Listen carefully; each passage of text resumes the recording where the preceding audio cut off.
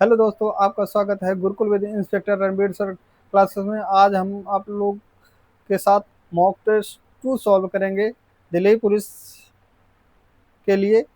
शुरू करते हैं हम अपने पहला प्रश्न। हमारा पहला प्रश्न है कि हाइड्रोजन आवर्त सारणी के किन दो समूहों के गुणों से मेल खाता है। आप लोगों को कमेंट करके बताना है कि कौन सा ऑप्शन सही है। ऑप्शन एक है समूह 2 और समूह 17। ऑप्शन 2 है समूह 1 और समूह 3। ऑप्शन 3 है समूह 1 और समूह 17 और ऑप्शन 4 है समूह 2 और समूह 4। ठीक है, तो आप लोग बताइए कमेंट करके कि कौन सा ऑप्शन सही है। आप लोग जल्दी कमेंट करके बताइए कि कौन सा ऑप्शन सही है। ऑप्शन 3 सही है, समूह 1 और समूह 17। हाइड्रोजन आवर्त सारणी में हाइड्रोजन की स्थिति निश्चित नहीं है। ये कभी इसे हाइड्रोजन के क्षार धातुओं के साथ रखा जाता है, यानी समूह 1 में, और कभी इसे कभी कभी समूह 17 में रखा जाता है, यानी हाइड्रोजन के साथ। ये समूह 17 है, हाइड्रोजन धातुओं के साथ रखा जाता है क्योंकि इसकी स्थिति निश्चित नहीं है। यह क्षार धातुओं के साथ हाइड्रोजन के समान होता है। यह क्षार धातुओं के साथ हाइड्रोजन के समान होता है। ऑप्शन 3 सही है। ठीक है, चलते हैं अगले प्रश्न की तरफ। हमारा अगला प्रश्न है कि निम्नलिखित में कौन सी तांबा और जस्ता की मिश्र धातु है। 4 ऑप्शन दिए गए, आप लोगों को बताना है कि इसमें कौन सा सही है। कमेंट में आप लोग बताइए कि कौन सा सही है। चैनल को सब्सक्राइब कर दीजिए और वीडियो को लाइक करना है, कमेंट करना है। ठीक है, शेयर भी करना है। आप लोग वीडियो को शेयर भी कर दीजिए। तो बत, बताना है। ऑप्शन 2 सही है, पीतल। पीतल तांबा और जस्ता से मिलकर बना होता है। तांबा की मात्रा कितनी होती है? 67%। और जस्ते की मात्रा कितनी होती है? 33%। ठीक है, चलते हैं हम अगले प्रश्न की तरफ। हमारा अगला प्रश्न है कि निम्न में किस खिलाड़ी की आत्मकथा एस अंगेट्स आइस लिखी है। तो आप लोगों को बताना है। 4 ऑप्शन दिए गए हैं, चारों ऑप्शन बताना है कौन सा ऑप्शन सही है। कमेंट करके बताइए आप लोग कौन सा ऑप्शन सही है। कमेंट। पहला ऑप्शन है साइना नेहवाल, दूसरा है अनिल कुंबले, तीसरा है युवराज सिंह, चौथा है सानिया मिर्जा। आप लोग कमेंट करके बताइए कौन सा सही है। ऑप्शन 4 सही है, सानिया मिर्जा। ठीक है, चलते हैं अगले प्रश्न की तरफ। अगला प्रश्न हमारा है कि गैल्वेनोमीटर को उसके साथ जोड़कर उसे वोल्ट मीटर में बनाया जा सकता है। 4 ऑप्शन दिए गए हैं, आप लोगों को बताना है कि कौन सा सही है। ऑप्शन 1 है समांतर उच्च प्रतिरोध। ऑप्शन 2 है समांतर निम्न प्रतिरोध। श्रृंखला में उच्च प्रतिरोध। श्रृंखला में उच्च प्रतिरोध। आप लोगों को इसको निम्न बना लेना है, दोनों सेम हो गया है, निम्न इसके बना लीजिए, निम्न प्रतिरोध। आप लोगों को बताना है कौन सा ऑप्शन सही है। तो कमेंट करके बताइए आप लोग कौन सा सही है। ऑप्शन 3 सही है, श्रृंखला में उच्च प्रतिरोध। ठीक है, अगले प्रश्न की तरफ चलते हैं। अगला प्रश्न हमारा है केरल में समुद्री तट की रेत में भरपूर मात्रा में क्या पाया जाता है। केरल में समुद्री तट की रेत में भरपूर मात्रा में क्या पाया जाता है। आप लोगों को कमेंट करके बताना है कि कौन सा ऑप्शन सही है। तो आप लोग कमेंट करिए कौन सा ऑप्शन सही है।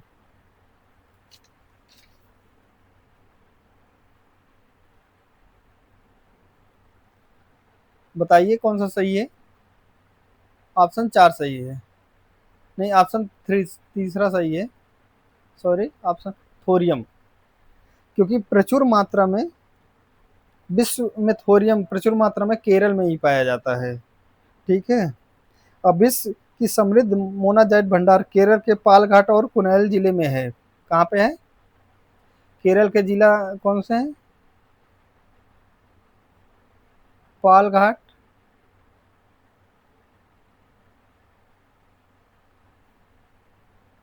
और कुनाइल जिले में है। कुनाइल जिले में है। अगले प्रश्न की तरफ चलते हैं। हमारा अगला प्रश्न है कि हिमालय पर्वत किस पर्वत का उदाहरण है? चार ऑप्शन दिए गए हैं: परतदार पर्वत, ब्लॉक पर्वत, प्राचीन पर्वत, अवशिष्ट पर्वत। आप लोगों को बताना है कि कौन सा ऑप्शन सही है। ठीक है, आप लोग कमेंट करके बताइए कौन सा ऑप्शन सही है। ऑप्शन एक सही है, परतदार पर्वत। इसे क्या कहते हैं? वलित पर्वत भी कहते हैं। वलित पर्वत भी कहते हैं। हिमालय वलित पर्वतों का एक उदाहरण है। ये वलित पर्वत का उदाहरण है। ठीक है, इसके अलावा एंडीज, अल्पस, ये सभी पर्वत क्या है? सक्रिय वलित पर्वत है। एंडीज और अल्पस ये क्या है? सक्रिय वलित पर्वत है।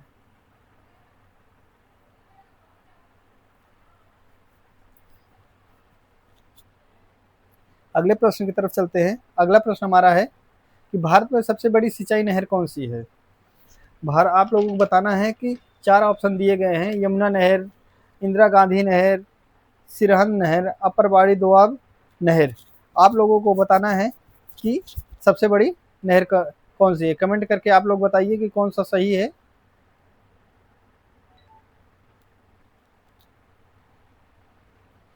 आप लोग बताइए कि कौन सा सही है। ठीक है,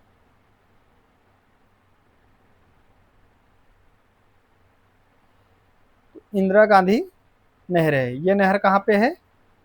पंजाब राज्य के, पंजाब राज्य के सतलुज, सतलुज और ब्यास नदी जो है के संगम,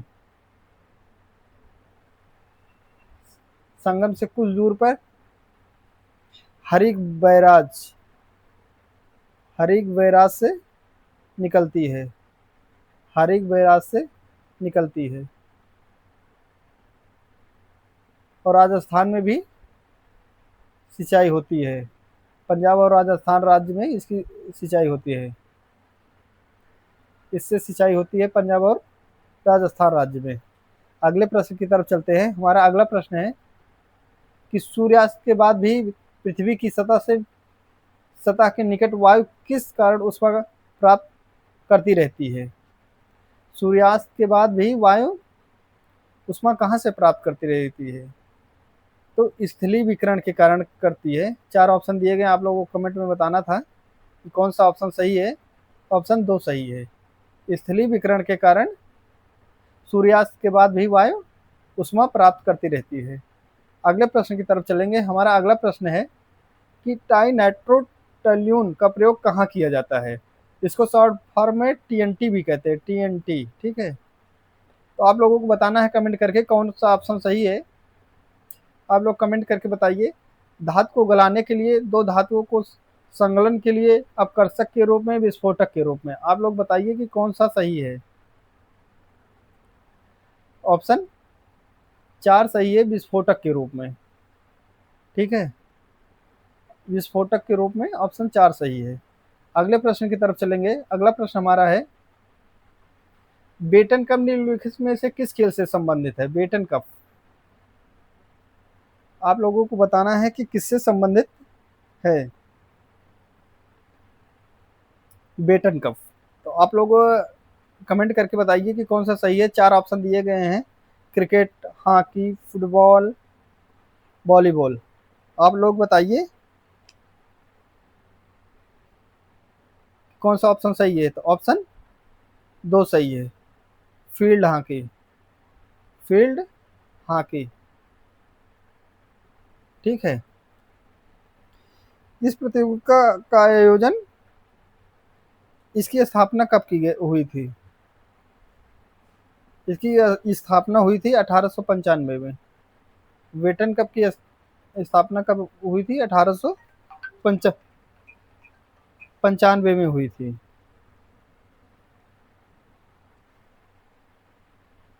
ठीक है, चलते हैं हम अगले प्रश्न की तरफ। हमारा अगला प्रश्न है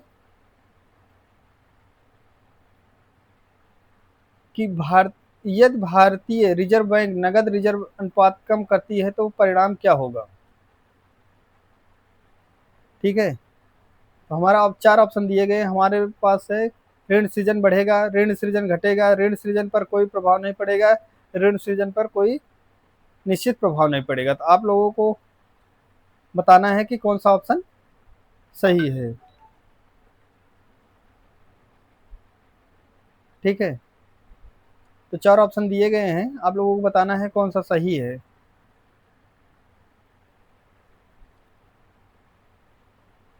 कमेंट करके बताइए आप लोग कौन सा सही है।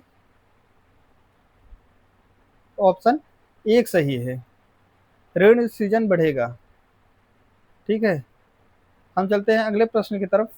हमारा अगला प्रश्न है, नाइट्रीकरण किसे परिवर्तित करने की जैविक प्रक्रिया है। नाइट्रीकरण किसे परिवर्तित करने की जैविक क्रिया है। 4 ऑप्शन दिए गए, आप लोगों को बताना है कौन सा ऑप्शन सही है। ठीक है, तो ऑप्शन 3 है, नाइट्रोजन को नाइट्राइड में नाइट्रीकरण किसे करने की प्रक्रिया जैविक प्रक्रिया है, तो अमोनिया को नाइट्राइड में। तो आप लोग को कमेंट में बताना था कि कौन सा ऑप्शन सही है। ऑप्शन 3 सही है।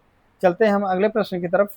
अगला प्रश्न हमारा है, निम्न में कौन सा एक बॉर्डर लाइन तत्व नहीं है। बॉर्डर लाइन तत्व नहीं है, आप लोग कमेंट करके बताइए कि कौन सा सही है।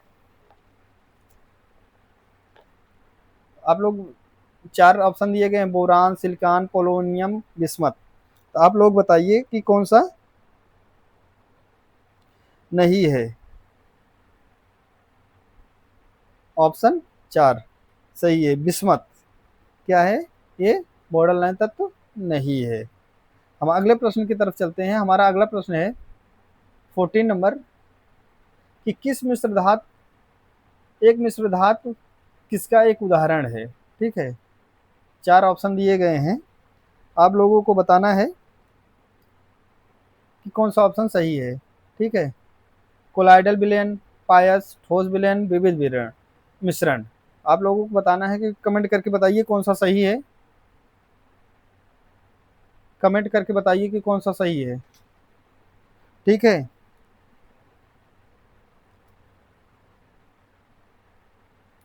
ऑप्शन 3 सही है, ठोस विलयन।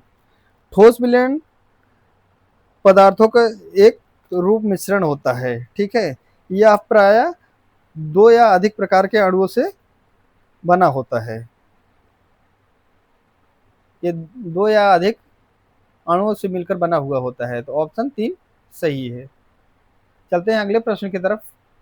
अगला प्रश्न हमारा है, भाषा के आधार पर रचित भारत का प्रथम राज्य कौन सा है। आप लोग बताइएगा। 4 ऑप्शन दिए गए, आंध्र प्रदेश, उड़ीसा, कर्नाटक, महाराष्ट्र। आप लोग बताइए कि कौन सा ऑप्शन सही है। ठीक है, तो कमेंट करके बताइए जल्दी कौन सा सही है। ऑप्शन 1 सही है, आंध्र प्रदेश। कब बनाया गया था, 1 अक्टूबर 1953 को। 1 अक्टूबर 1953 को भाषा के आधार पर बनाया गया पहला राज्य आंध्र प्रदेश है। ठीक है, यह 56 दिनों तक भूख हड़ताल पर बैठे थे पोट्टी श्री रामलू। पोट्टी श्री रामलू,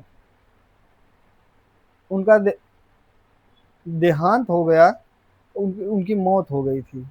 56 दिन के लिए उपवास पे बैठे थे, भूख हड़ताल पर।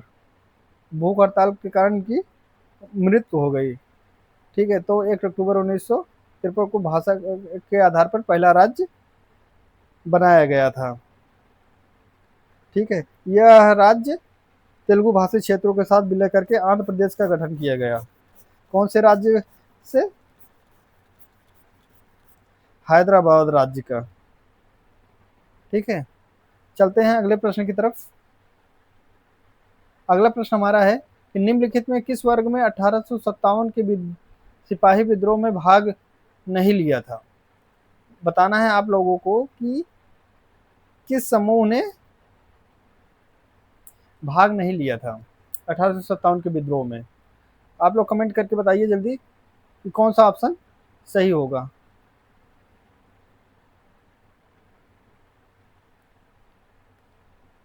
ऑप्शन एक है खेतिहर मजदूर, साहूकार, किसान, जमींदार। आप लोग बताइए कौन सा सही है। ऑप्शन दो सही है, साहूकार। व्यापारियों ने भाग नहीं लिया था। साहूकार और व्यापारियों ने 1857 में भाग नहीं लिया था। आप लोगों को बताना है कि लखनऊ और दिल्ली 1857 के विद्रोह में नेतृत्व किसने किया था। कमेंट में आप लोग बताइए लखनऊ और दिल्ली से नेतृत्व किसने किया था। अगला प्रश्न है कि यदि घोल से धातु ए धातु बी को प्रतिस्थापित करती है तो धातु ए बी की तुलना में अधिक प्रगतिशील है, बी की तुलना में कम प्रगतिशील है, बी की तुलना में भारी है, बी की तरफ से एक समान की प्रतिक्रिया है। तो आप लोगों को कमेंट करके बताना है कौन सा ऑप्शन सही है। ठीक है, तो आप लोग बताइए कौन सा ऑप्शन सही है।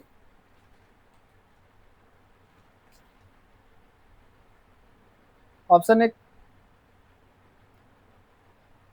ऑप्शन एक सही, बी की तुलना में अधिक प्रतिक्रियाशील है, तभी तो ए का प्रतिस्थापन कर देगी। ठीक है, अगले प्रश्न की तरफ चलेंगे। अगला प्रश्न हमारा है अजंता और एलोरा की गुफाएं कहाँ है। तो आप लोगों को बताना है कि कौन सा ऑप्शन सही है। ऑप्शन एक ए है अजमेर, ऑप्शन दो है औरंगाबाद, ऑप्शन तीन है पटना, ऑप्शन चार है जयपुर। आप लोग कमेंट करके बताइए कि ये कहाँ पर है। ठीक है, कमेंट करिए आप लोग। तो ये महाराष्ट्र में है। कहाँ पे है, ऑप्शन दो सही है, महाराष्ट्र में है कि औरंगाबाद जिले में। अब जो इसका नया नाम क्या हो गया है, छत्रपति संभाजी नगर। औरंगाबाद का नया नाम क्या हो गया, छत्रपति संभाजी नगर। ठीक है, यहाँ पर टोटल 29 गुफाएं हैं जिसमें हिंदू, जैन, बुद्ध की गुफाएं हैं। ठीक है, यह चट्टानों को काट करके निर्मित, ये सारी गुफाएं चट्टानों को काट करके निर्मित है। ठीक है, अगले प्रश्न की तरफ चलते हैं। हमारा अगला प्रश्न है कि भारत का अमर राष्ट्रीय गीत वंदे मातरम को किसने लिखा था। ठीक है, तो चार ऑप्शन दिए गए हैं, आप लोग बताइए कि कौन सा सही है। रविन्द्रनाथ टैगोर, शरतचंद्र चट्टोपाध्याय, बंकिम चंद्र चटर्जी, सुरेंद्र नाथ बंदोपाध्याय। आप लोगों को बताना है कि कौन सा ऑप्शन सही है। तो आप लोग कमेंट करके बताइए कौन सा ऑप्शन सही है। ऑप्शन तीन सही है, बंकिम चंद्र चटर्जी। ठीक है, 1882 में लिखा गया उपन्यास आनंद मठ से लिया गया, आनंद मठ से लिया गया है। ठीक है,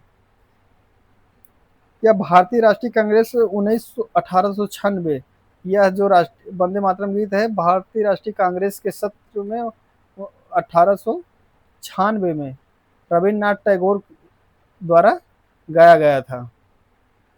ठीक है, तो आप लोगों को इतना याद रखना है कि कब, कहाँ से लिया गया है, किसने लिखा है और किसने गाया है। ठीक है, अगला प्रश्न हम देखते हैं। अगला प्रश्न हमारा है कि यौन प्रजनन में माता पिता का योगदान होता है। अपने जीन का आधा हिस्सा, अपने जीन का तीन चौथाई हिस्सा, ये जीन है, जीन्स नहीं है। ठीक है, अपने जीन, सभी जीन, अपने जीन का एक चौथाई हिस्सा। तो आप लोगों को बताना है कि कौन सा ऑप्शन सही है। कमेंट करके बताइए कौन सा ऑप्शन सही है। कमेंट करिए। ऑप्शन एक सही है, अपने जीन का आधा हिस्सा माता पिता का योगदान होता है। ठीक है, अगले प्रश्न की तरफ चलते हैं। अगला प्रश्न है, तो निम्नलिखित में कौन सा कथन प्रयोग करने की में गलत है? चार ऑप्शन दिए गए हैं। एक यौगिक का एक परमाणु, एक तत्व का एक मोल, एक यौगिक का एक मोल, एक तत्व का एक परमाणु। आप लोगों को बताना है कौन सा ऑप्शन सही है। तो ऑप्शन एक सही है, एक यौगिक का एक परमाणु।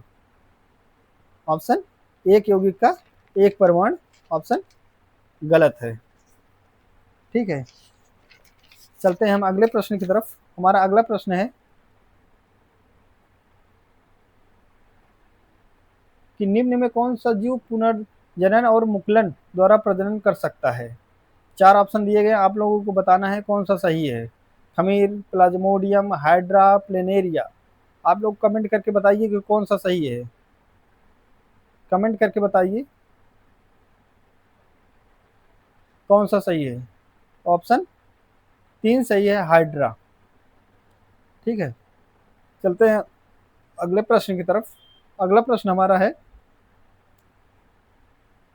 कि सनशाइन विटामिन किसे कहते हैं? आप लोगों को बताना है कि सनशाइन विटामिन किसे कहते हैं। कमेंट करिए जल्दी। Vitamin A, vitamin B, vitamin C, vitamin D. इन चारों में से कौन सा सही है? ऑप्शन आप लोग कमेंट करके बताइए जल्दी।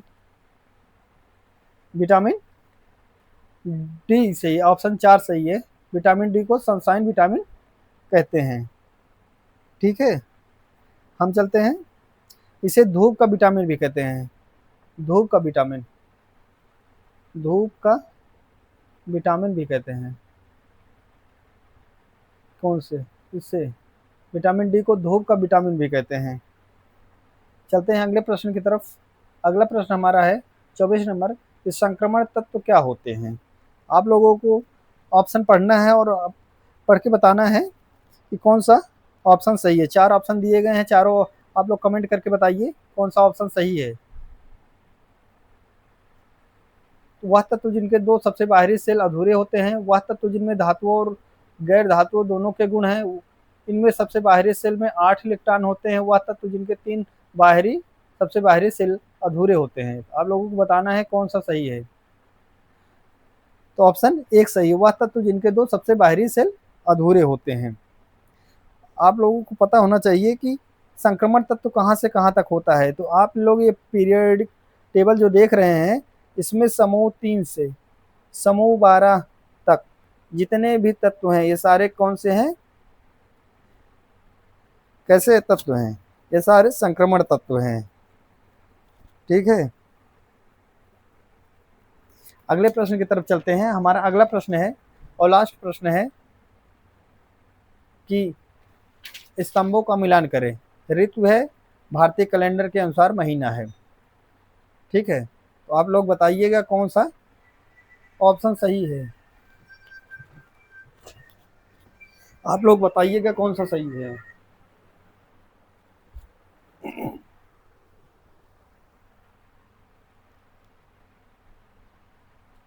तो बसंत ऋतु चैत बैसाख में, ग्रीष्म ऋतु जेठ आषाढ़ में, वर्षा ऋतु श्रावण भादव में, और शरद ऋतु अश्विन कार्तिक। आप लोगों को बताना है कि कौन सा सही है।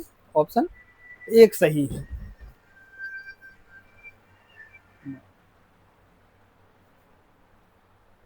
ऑप्शन एक सही है। ठीक है, तो आज हमने टोटल 25 प्रश्न हल किए। आप लोगों को कमेंट करके बताना है कि आपके कितने प्रश्न सही हुए। तो मिलते हैं हम अगले मॉक टेस्ट में। ठीक है, तब तक के लिए धन्यवाद। मिलेंगे अगले वीडियो में। Thank you.